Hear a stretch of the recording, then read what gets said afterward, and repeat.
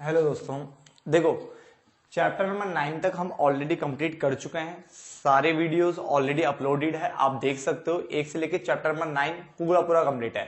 अब हम करने वाले चैप्टर नंबर 10, ठीक है ना, जो कि हमारा होगा किसके ऊपर, केंद्रीय प्रवृत्ति के माप, माध्यिका एवं बहुलक, यानी यहाँ पे मीडियन और मोड के बारे में हम जानेंगे। क्लियर है? लंबा चैप्टर है, ठीक है, साथ में बने रहना और आराम से इसको करते चले जाते हैं, ठीक है ना। जिसको स्टैट में दिक्कत होती है, ठीक है, और अब तक होती रही होगी, तो प्लीज 1 से लेकर 9 तक चैप्टर आप देख सकते हो, आपको स्टार्ट आसान लगेगी।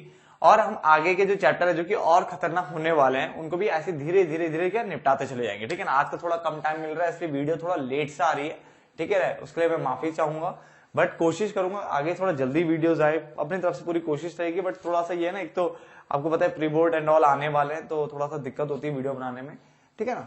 चलो अभी हम स्टार्ट कर रहे हैं चैप्टर नंबर 10, ठीक है। चलो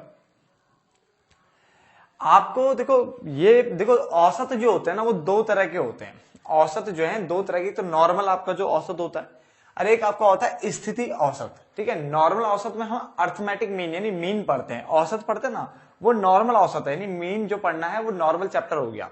अब स्थिति औसत पढ़ना, हमने क्या पढ़ना, स्थिति औसत यानी पोजिशनल एवरेजेस। एवरेज हम ऑलरेडी कंप्लीट कर चुके हैं, अब ये पोजिशनल एवरेज है, जिसमें इसने बोला कि इसको 3 पार्ट में डिवाइड किया गया है। पहला माध्यिका बोलो या माध्यक बोलो, कोई मध्यिका भी बोलता है, ठीक है, जिसको मीडियन बोलते हैं। एक तो ये पढ़ना है चैप्टर में, एक बहुलक यानी मोड पढ़ना है, और तीसरा जो पढ़ना है विभाजन मूल्य यानी पार्टीशन वैल्यूज पढ़नी है। पार्टीशन वैल्यू पढ़नी है किस किस में, चतुर्थक यानी क्वार्टाइल पढ़ने हमें, दशमक यानी डेसाइल, और शतमक मतलब परसेंटाइल, ठीक है। क्वार्टाइल मतलब 4, ठीक है, जैसे एक साल में कितने क्वार्टर होते हैं, 4 क्वार्टर, 3-3 महीने के 4 क्वार्टर होते हैं, ठीक है ना, 3-3 महीने का एक, तो 12 महीने हो तो 3 से डिवाइड कर लो तो 4 महीने बनेंगे, मतलब 4 क्वार्टर बनेंगे, ठीक है ना।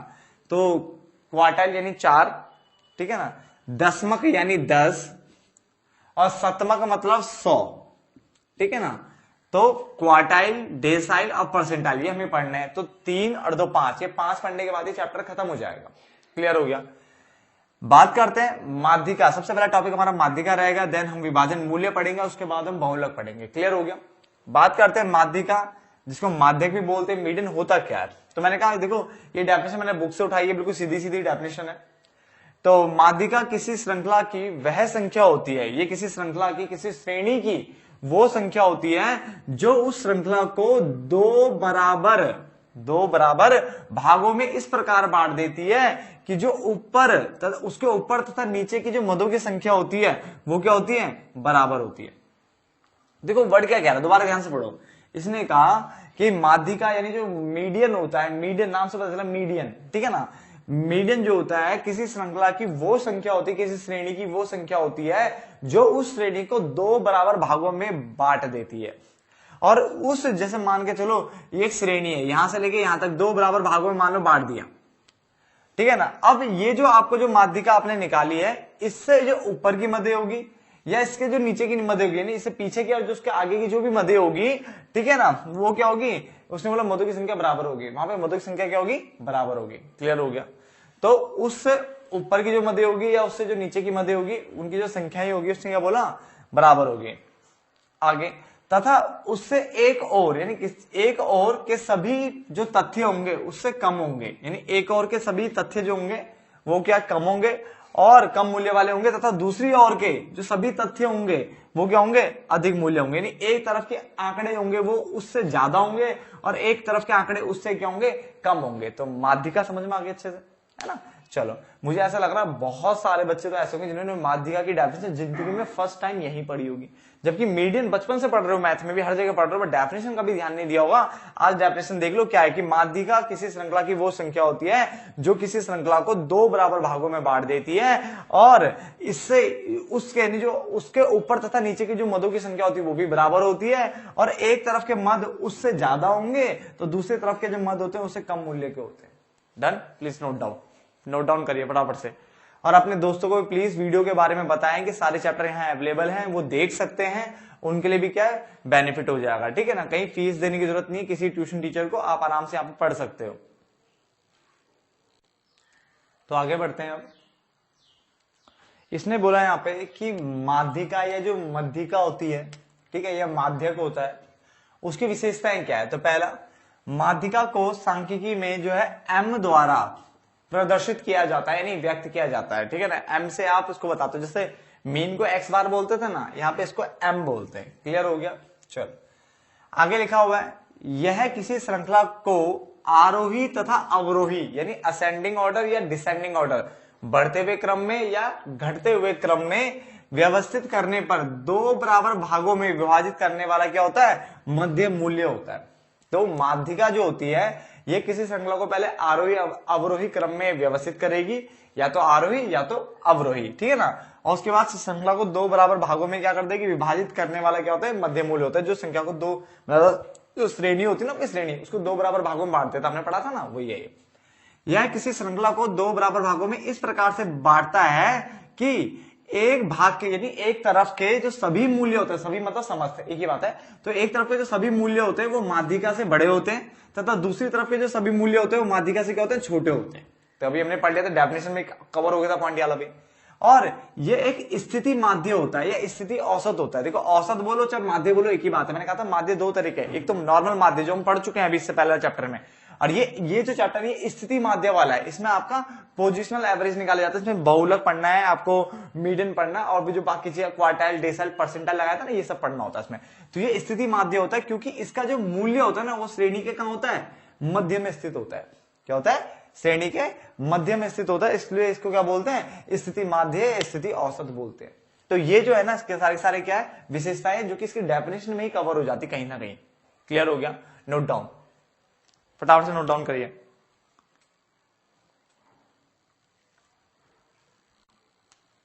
तो आगे देखिए, अब देखो हमारे पास जो माध्यक होता है या माध्यिका होती है उसकी गणना करने के लिए तीन तरह की श्रेणियां। देखो जो श्रेणियां आई तो आप बचपन से मेरे साथ पढ़ रहे हो। बचपन का मतलब मैंने यहाँ पे ये नहीं कह रहा हूं, देखो वैसे तो आपने 9th-10th में ध्यान दिया नहीं, ऐसा कुछ साफ साफ दिखता है। कुछ कुछ बच्चे होते हैं जो वहां पे ध्यान देते हैं इस चीज पे कि श्रेणी कौन सी है वहां पे, मगर यहाँ पे बचपन बोल रहा हूं तो उसका मतलब ये हुआ कि 9th-10th तो मैं आपसे पूछता भी नहीं, सीधे बात करते हैं 11th क्लास में। हम चैप्टर नंबर 6 या 5-6 के आसपास में ये श्रेणियां पढ़ाने पर लगा हुआ हूं आपको। जैसे कि एक होती है व्यक्तिगत श्रेणी यानी इंडिविजुअल सीरीज, जिसमें सिर्फ और सिर्फ एक्स गिवन होता है। क्या गिवन होता है? एक्स, याद होगा। फिर मैंने कहा था कि खंडित, जिसको विविध या आवृत्ति व्यू श्रेणी भी कहते हैं, ये डिस्क्रीट सीरीज होती थी जिसमें आपको एक्स एंड एफ, फ्रीक्वेंसी और एक्स आपको दोनों गिवन होते हैं। फिर एक होती है अखंडित सीरीज, अखंडित श्रेणी या श्रृंखला बोलो, ठीक है, आवृत्ति वितरण बोलो, सतत श्रेणी यानी कंटिन्यूस सीरीज बोलो, फ्रीक्वेंसी डिस्ट्रीब्यूशन सीरीज बोलो इंग्लिश में जाए तो उसे। और यहाँ पे आपको क्या दिया होता था? वर्गांतराल यानी क्लास इंटरवल दिए होते हैं, क्लास इंटरवल गिवन होता है ना, और प्लस में फ्रीक्वेंसी गिवन होती है। तो ये सीरीज की पहचान होती है जो आपको बार बार हर जगह को पढ़ने को मिलेगी। पहले सीरीज पहचानो कौन सी है। क्या वो सिर्फ व्यक्तिगत श्रेणी है, सीधा एक ही लाइन दी है, सिर्फ एक्स एक्स। कई बार एक्स के साथ सीरियल नंबर दिए होते हैं 1 2 3 4 5। बेटा सीरियल नंबर से मुझे कोई मतलब नहीं, मुझे मतलब है एक्स और एफ क्या क्या गिवन है। अगर सिर्फ एक्स गिवन है तो व्यक्तिगत, एक्स और एफ दोनों गिवन है तो होते हमारे डिस्क्रीट सीरीज।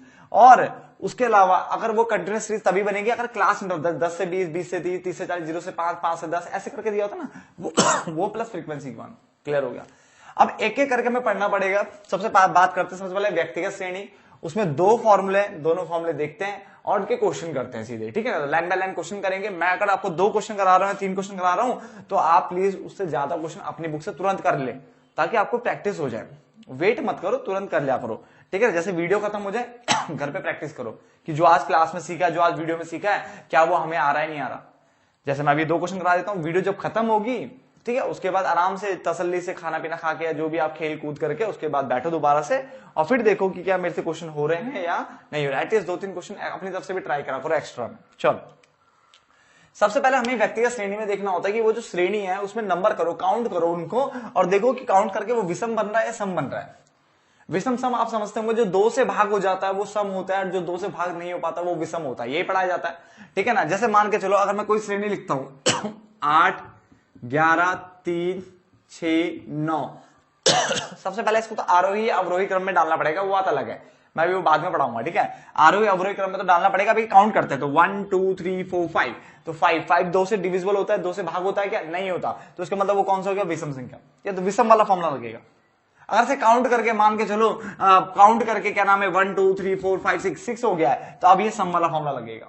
समझ में आ गया? तो विषम में फॉर्मूला क्या है कि m बराबर size of n+1/2 th item. th item में वापद लिखते ना, वापद, तो ऐसे लिख सकते हैं। बट अगर आप ऐसे इंग्लिश में यूज करते हो फॉर्मूले तो भी आपका नंबर कटेगा नहीं। बुक वाले यूज करते हैं, आप क्यों नहीं कर सकते? बिल्कुल कर सकते हो आप। ठीक है ना, फॉर्मूला इस तरह से लिखा जा सकता है पेपर में। समझ में आ गया? तो n+1/2 वापद कैसे याद रखोगे कि यही फॉर्मूला क्यों बना विषम के लिए? क्योंकि जब देखो, अगर मान लो ये नहीं था तो 5 था ये, तो 5 + 1 2 से डिवाइड करने के लिए तो सम बनाना पड़ेगा, तो पहले 1 जोड़ेगा फिर 2 से डिवाइड होगा। समझ में आ गया? तो n+1/2 ये फॉर्मूला लगता है किसका? n का। बट विषम जो हमारा जो सम होता है, विषम में तो हमने पढ़ लिया, अब सम में कैसा लगता है? सम में लगता है देखो पहले n/2, क्योंकि देखो सम वाला तो ऑलरेडी 2 से डिविजल होगा, तो n/2 करा, तो साइज ऑफ n/2 वापद यानी th item plus size of n/2। देखो अभी पे डिवाइड हो रहा है, पहले प्लस मत करना, एक को पहले डिवाइड हो रहा है, n/2 + 1 मतलब 6/2 3 + 1 कितना हो गया 4। इसको ऐसे पढ़ते हैं, और इसको पढ़ते हैं 5 + 1। पहले आपने पूरा जोड़ा फिर डिवाइड किया, ये पूरे के नीचे पौन है, ये सिर्फ और सिर्फ इसके नीचे पौन है। तो विषम में फॉर्मूला क्या बन रहा है? n+1/2 बस। सम में बन रहा है n/2, एक बार लेना, एक बार n/2, फिर उसमें एक बार +1 भी करना है, यानी ये यहां पर उतारा फिर मैंने +1 कर दिया, फिर जो आंसर आएगा उसको 2 से डिवाइड करना, पूरे को 2 से डिवाइड करना, तब जाके m बनेगा। समझ में आ गया? फॉर्मूला ट्राई करते हैं, फिर देखते हैं क्वेश्चन हो रहे हैं या नहीं हो रहे। चल,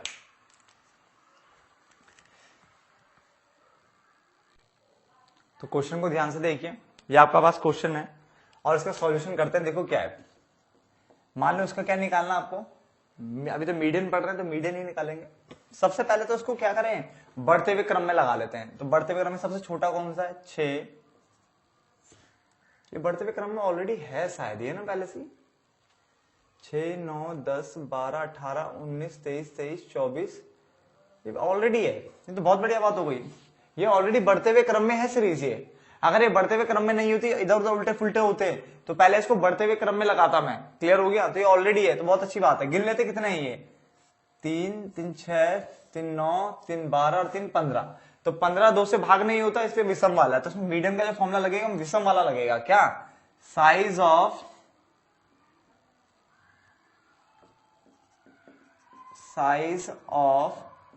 n+1/2, यही है ना th आइटम, है ना?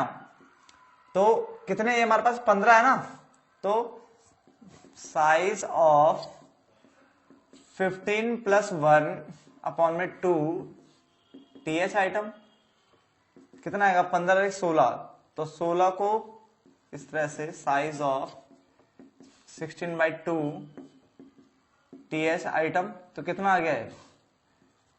Size of 8th item. 8th item आ गया, तो पहले आरोही अवरोही क्रम में लगा लेना किसी एक में, तो बढ़ते हुए क्रम में लगा लेना। अब 8वां गिनो यहां से, 1 2 3 4 5 6 7 8, तो ये इसका आंसर आ रहा है। तो m बराबर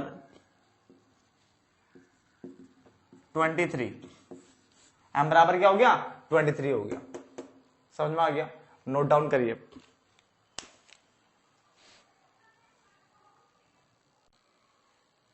चलो आगे देखिए सेकंड क्वेश्चन। अब इसका सॉल्यूशन करते हैं। सबसे पहले देखिए उल्टी सीधी सीरीज है, इसको बढ़ते हुए क्रम में लगा लेते हैं। सबसे छोटा कौन सा है इसमें से? 180, 180, उसके बाद 200 है, 2 लग गए, 200 220, 260, 60 हो गया, उसके बाद 280, और 280 के बाद 320, 360 और 400। गिन लो, 1 2 3 4 5 6 7 8, 1 2 3 4 5 6 7 8, ये 8 हो रहा है। 8 मतलब सम वाला फॉर्मूला लगेगा, ठीक है ना? तो सम वाले फॉर्मूले में क्या लगता है फॉर्मूला आपका? m बराबर साइज ऑफ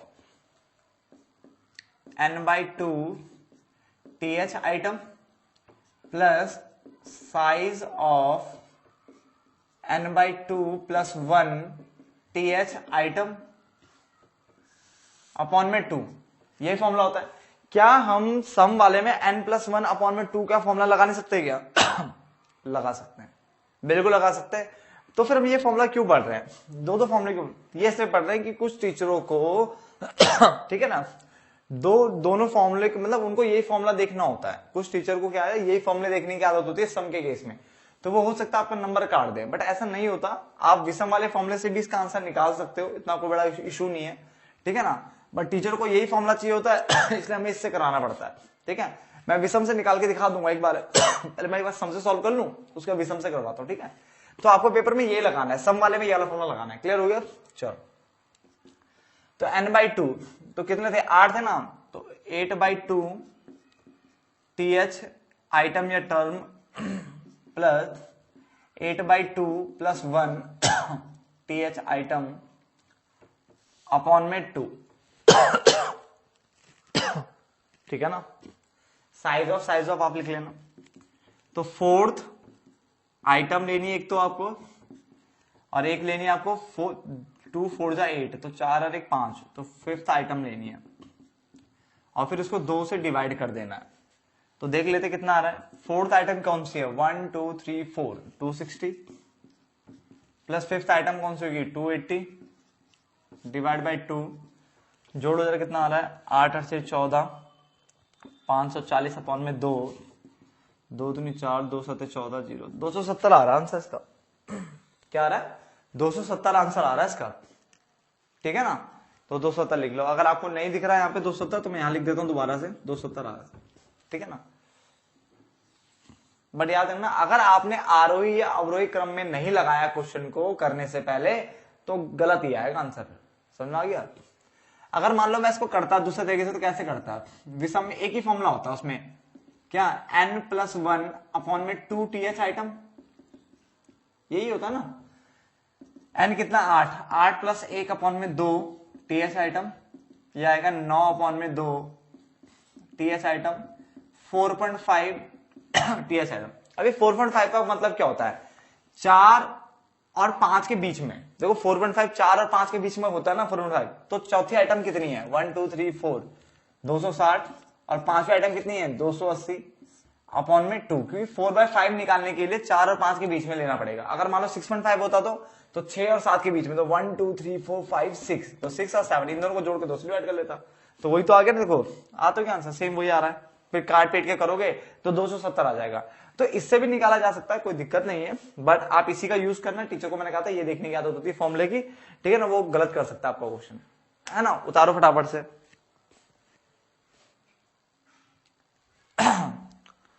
जल्दी तो आ रही है।